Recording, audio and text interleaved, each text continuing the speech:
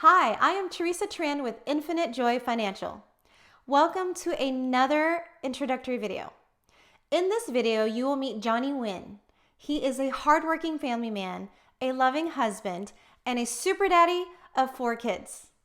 In the last few years, Johnny has been making a huge impact in helping dentists and dental management companies grow. But now he's excited to further that impact in the financial industry.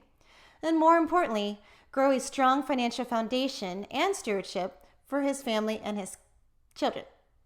So here he is, another prosperity architect and founding member, Johnny Nguyen.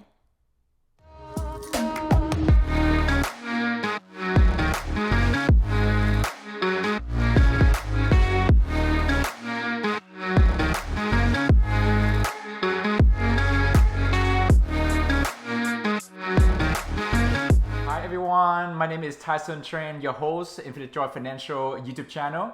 And today I am excited for you to know more about our good friend, Johnny. Johnny is also one of our founding members of the company and one of our prosperity architects. So I'm excited for you to get to know him because his story and his background is amazing. So Johnny, welcome to the show. Thank you. Thanks for having me. Yeah, so let's jump right in. Could you share with us a little bit about your upbringing, your background? My upbringing, I'm second generation Vietnamese American. My parents immigrated from Vietnam. I'm number 6 of 7 kids, so we have a huge, big family. I didn't know it at the time, but we grew up in kind of poverty. We had to be on meal plans at school, but I didn't know any better. But we had a good upbringing. We're a very close family. Family is first. Right. Second. God first. Yeah. Family second, right. And then had a good upbringing. A lot of good memories. From going to school in Dallas. Born and raised in Dallas, by the way. Elementary school, high school, even college, I stayed local just to save money. It's like when my parents had to work so hard and send the older ones off to college, they went to UT and Arlington and Austin. They have 7, you're number 6. So when they get to number 6, right? It's like I got my car a little bit later. I didn't drive until I was like 18. So yeah, I was just like, hey, stay local.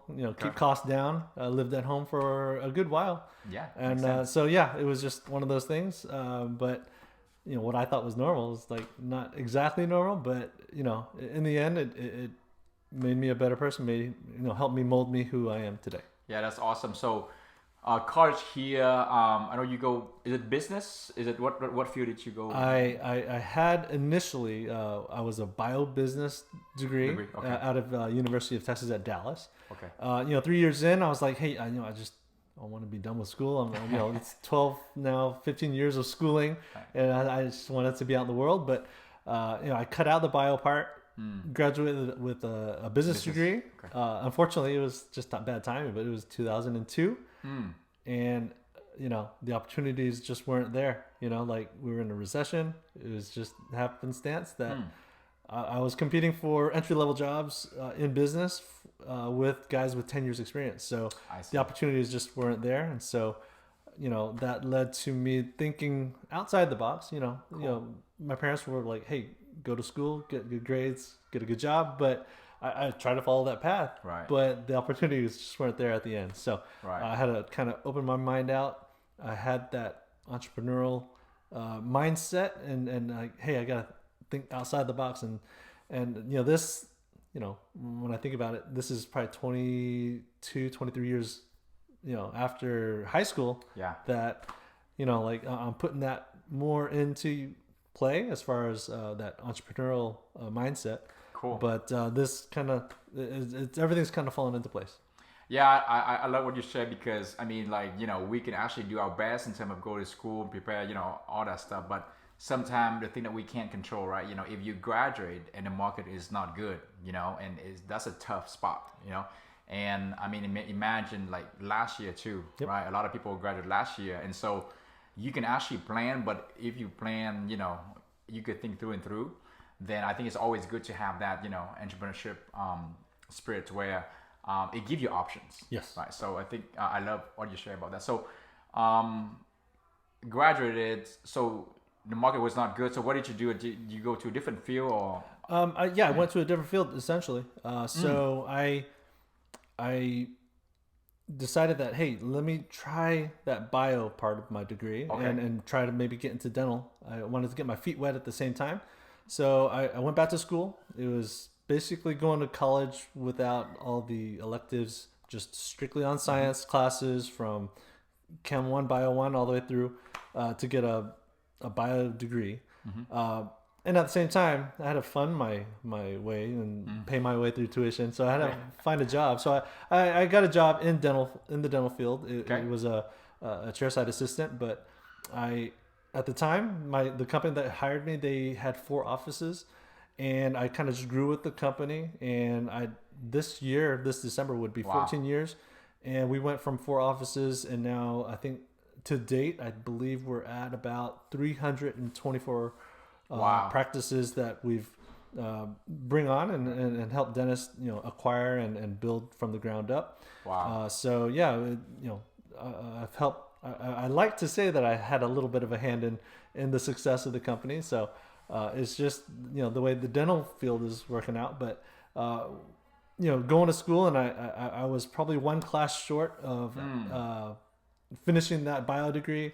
And when life happens, I met my wife right now years ago, but I met her, and just going down that path again, that drawn out path of going to school. And this meant after 2 years of going to classes and applying to dental school, if I went that extra step, that would have been 4 or 5 more years of dental school with even more debt than I already had accumulated in my undergraduate studies. So yeah, I mean, things change. Like the cost of education is much more than 10, 15, 20 years ago, right? And thanks for sharing that. I think I like what you shared, because it seemed like you're flexible, or basically if one door closes, then hey, there's other doors, and you are not afraid to go into a different direction and really make the most out of the opportunity. Yeah, and it takes that courage to kind of step out of your comfort zone.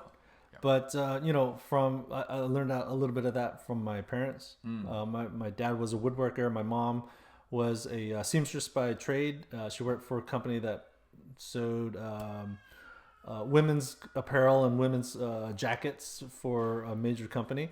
And then she eventually, as an entrepreneur, she opened up her own tailor shop. And then eventually, when she sold that, she was a really good cook, and she knew the process of making tofu and all the products you can make from tofu, and not just tofu, right? There's silken tofu, there's fried tofu, there's totally different things that she learned, and she made that into a business that she was able to do well past her prime, to pay off her home, and it got done, and she sold the business. And so both my parents are actually retired now, but that mindset is just kind of like, hey, well, if she can do it, I can do it too. Yeah, that's awesome. And I do remember those tofu before she retired.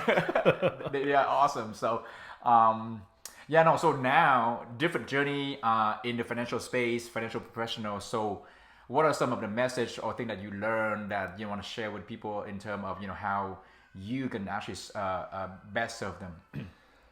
So yeah, throughout this financial journey, I mean, I've been licensed for over a year now, but I wasn't exactly active in selling the insurance. It was more just keeping that open mind and learning and trying to absorb as much as possible from all ends of the spectrum, right? When it comes to the financial industry.